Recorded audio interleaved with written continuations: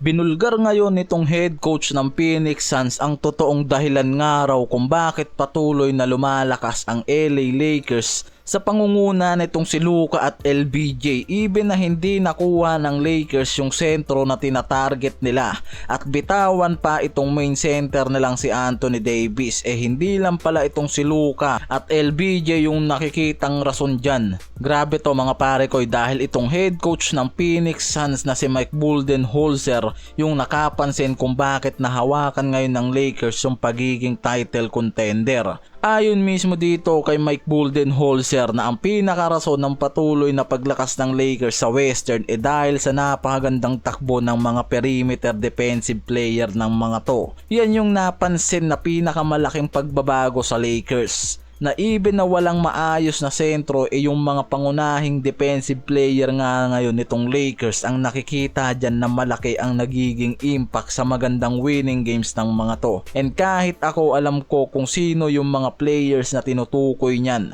mula dito kay Dorian Finney-Smith, Gabe Vincent, Jared Vanderbilt at itong two-way contract player nilang si Jordan Goodwin. Sama na rin natin dyan itong si Austin Reeves. Yan yung mga player mga pare ko na nakikita na sobrang gandang araw talaga ng nagiging contribution pagdating sa defensive rates nitong LA Lakers.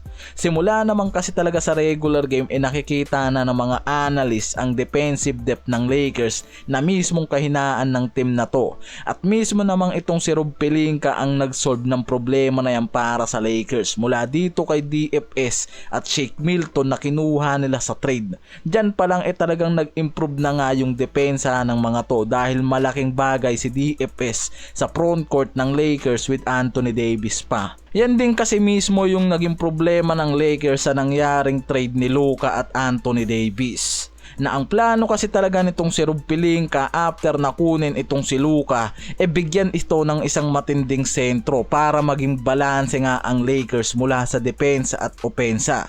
Diyan din mismo sumablay ang Lakers mga pare ko dahil hanggang ngayon wala silang matinong nakuwang sentro. Itong si Alex Len naman kasi hindi naman nila mapakinabangan ngayon.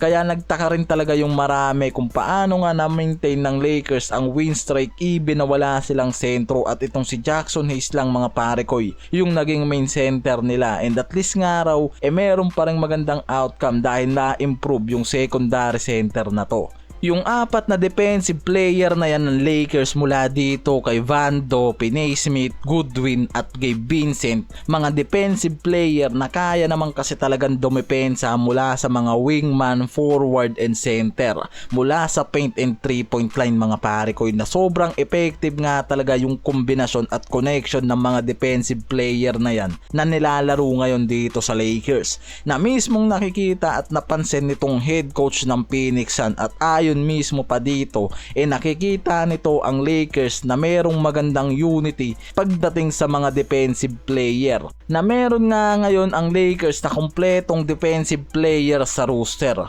Ngayon mismo yan ang nakikita ng marami na dahilan kung bakit nga patuloy yung paglakas nga ng Lakers sa Western Conference, at mismong malaking advantage nga ang bagay na yan para sa team na to kumpara sa ibang teams na naglalaro pa sa Western ngayon. Yan din kasi mismo yung napansin nga nitong si Mike Budenholzer. Sa nangyaring laban nga nila mismo, dyan din mismo naputol yung 4-lose streak na nangyari dito sa Lakers. Na mismong naging susi nga ngayon ng Lakers ang depensa para nga raw talunin itong Suns, dahil nag-record ang Suns ng 39.3% na field goal percentage kasama ang 22% mula sa 3-point range, na mismong ramdam nga ni KD yung matinding depensa na ginawa dyan nitong LA Lakers mula sa mga player na si DFS at Bando, dahil sa 21 points record lang yung nagawa dyan ni KD, na mismong mga head coach na nakakalaban nitong Lakers napansin yung malaking adjustment ng mga to pagdating sa depensa, even na may kakulangan nga raw itong Lakers pagdating sa sentro. Napunan nga raw ngayon yan nitong mga power forward nila. Ang Lakers ngayon nagpo-focus na lang kung paano nila ma-maintain yung magandang pwesto sa Western, at meron na lang silang ilang games na natitira para sa regular game, at mas nagiging mahirap nga sa mga to ngayon yung natitira nilang match up sa mga team sa West Western Conference. Tulad nga ng Houston Rockets, Memphis Grizzlies, Warriors at Oklahoma City Thunders na mismong dapat nga paghandaan palalo ng mga to at mas i-improve pa yung defensive rates nila na mismong nakikita ng mga analyst na nagiging susi sa team na to kung paano sila nakakakuha ng magandang winning game.